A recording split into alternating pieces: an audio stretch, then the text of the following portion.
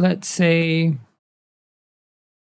I want to convert this into a new audio file. I just control click, press convert to new audio file, and then I can save this file wherever I want it to be.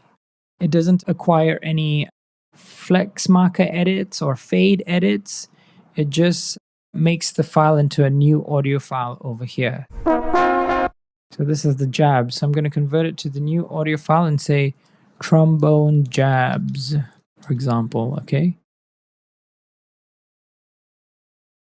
And then I've got these here. A new audio file exists. It's completely separate. It hasn't absorbed any flex marker edits. If I do any flex marker edits or any fade edits, it doesn't absorb it. I can achieve the same thing in Ableton by cropping the clip. So I'm going to highlight this little selection here. And if I right click and I select crop clip, or even if I do it from here, if I right click here and I crop sample, it's the same result. This is going to create for me a new audio file.